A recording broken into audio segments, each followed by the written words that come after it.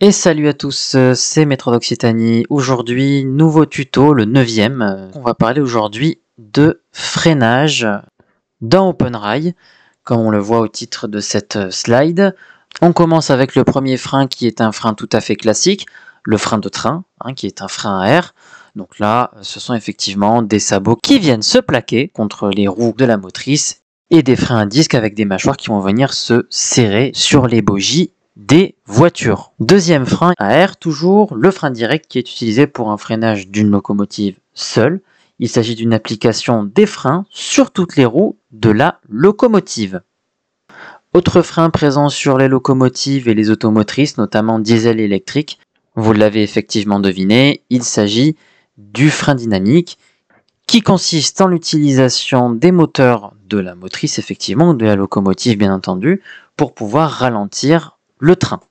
Bien, maintenant que nous savons tout ça, je vous propose qu'on le découvre sur OpenRail avant de passer à la partie, vous l'aurez compris, du freinage TCS, pourquoi il se déclenche et comment le réarmer. On se retrouve donc en phase d'essai sous OpenRail ici en gare de Toulouse-Matabio. On va travailler à partir de la motrice BB 25617 qui est issue de la série des BB 25500 qui ont roulé de 1964 à 2021. La BB 25617 qui est entrée en service le 23 octobre 1974 et qui a été radiée le 26 novembre 2013. Elle était affectée notamment au TER PACA, d'après l'excellent dossier PDF présent sur le site Yumpu qui récapitule effectivement l'immatriculation des machines, les dates d'entrée en service, date de radiation et leur livrée respective. On va maintenant passer à l'intérieur de notre locomotive, monter le pantographe, mettre notre système d'inversion en marche avant, mettre notre train en service, on va effectivement le vérifier par la V2, ceci est fait, on revient à l'intérieur de notre cabine et on va commencer à parler du frein de train que l'on va pouvoir desserrer. Voilà, notre frein de train est maintenant desserré, on va pouvoir mettre un peu de traction pour avancer de quelques mètres.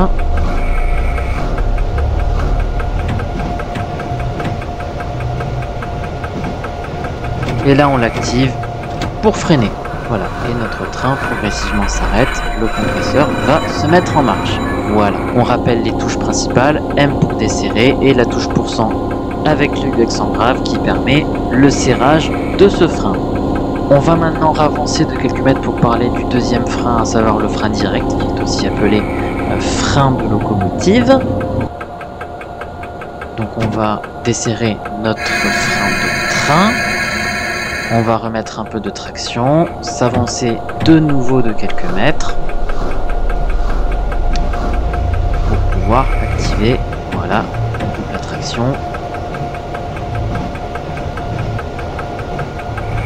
On active notre frein direct et notre motrice s'arrête. On rappelle donc effectivement les touches clés pour activer et désactiver ce frein direct.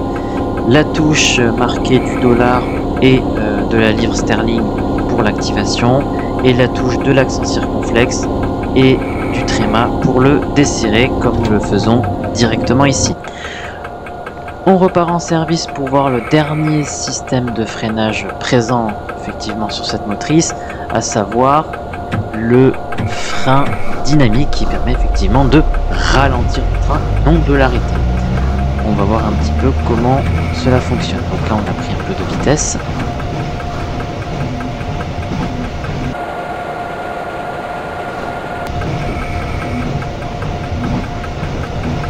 Voilà, on va l'activer. C'est chose faite et le train va ralentir, on le voit au chronotachymètre, la vitesse qui descend petit à petit. Donc on est bien d'accord, vous voyez.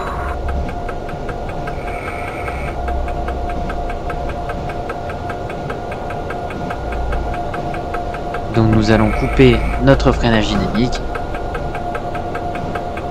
et nous allons serrer notre frein de train. Frein le plus classique comme on en a parlé tout à l'heure. Voilà. Ceci étant fait, on va repasser sur le diaporama pour la deuxième partie avant de parler du freinage d'urgence et du TCS. On a vu les différents freinages sous OpenRail pour la partie classique. On va maintenant s'intéresser au TCS et on va d'abord parler de signalisation. On retrouve donc en premier le carré qui est un double feu rouge comme on le voit ici, qui signifie un arrêt absolu avant ce signal. Nous avons ensuite l'avertissement qui est un seul feu orange clignotant qui permet de prévenir le conducteur pour pouvoir ralentir par palier afin de s'arrêter en gare par exemple, ou qui prévient d'un potentiel prochain signal carré, donc un feu rouge où il va falloir s'arrêter.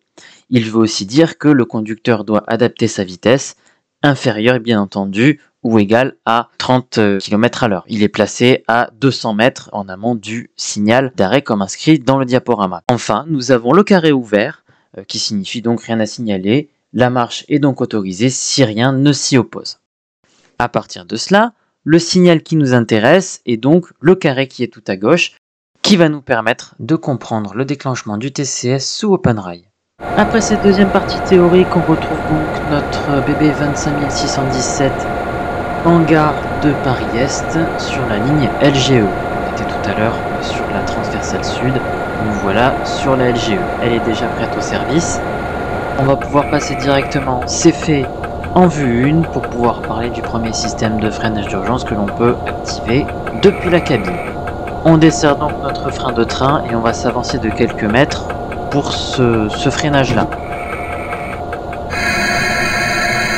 On va mettre un peu de traction, on s'avance. Ceci est fait et on va déclencher notre freinage d'urgence. Voilà.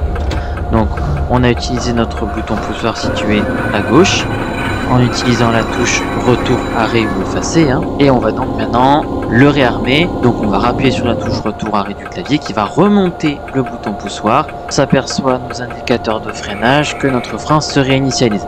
Donc nous, pour aller plus vite, on va appuyer sur la touche Maj ou Shift ainsi que la touche point d'exclamation pour être sûr que les freins soient réinitialisés. On va donc remettre un peu de traction pour parler du freinage TCS, et donc là, comme je vous le disais, on va se concentrer sur le fameux carré. On le voit devant nous, on a beaucoup de feux qui sont au rouge, évidemment, ce qui signifie qu'on ne peut pas passer ces signaux tant qu'on n'est pas autorisé à le faire, tant qu'on n'a pas le carré ouvert. On va donc passer ce carré et on constate que le freinage TCS se déclenche, notre motrice s'arrête. On va constater ici que si on essaie de réinitialiser les freins en passant par les touches Shift, Maj et point d'exclamation, les freins refusent donc de se desserrer et de se réarmer. Voilà, de même que si on essaie de serrer ou desserrer les freins, ça ne fonctionne pas. Pour pouvoir réarmer ce freinage TCS, parce que oui, il y a une solution, il va falloir appuyer en même temps sur les touches Maj ou Shift et retour en arrière en même temps. La touche retour en arrière, souvenez-vous, celle qu'on utilisait tout à l'heure pour notre freinage d'urgence. Voilà qui est fait, et on s'aperçoit, si on regarde nos indicateurs de freinage, que nos freins se réinitialisent petit à petit. Ça prend quelques secondes. Et là, on s'aperçoit qu'on peut repartir en service avec notre motrice.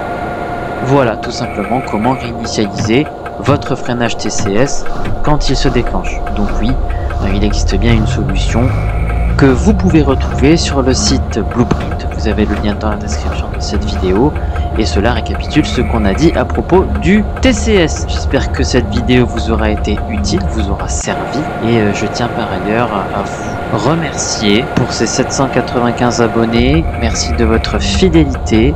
Je vous dis à la prochaine. N'hésitez pas à vous abonner, à liker, ça fait toujours plaisir, et activer la cloche de notification. À très vite pour un autre tuto.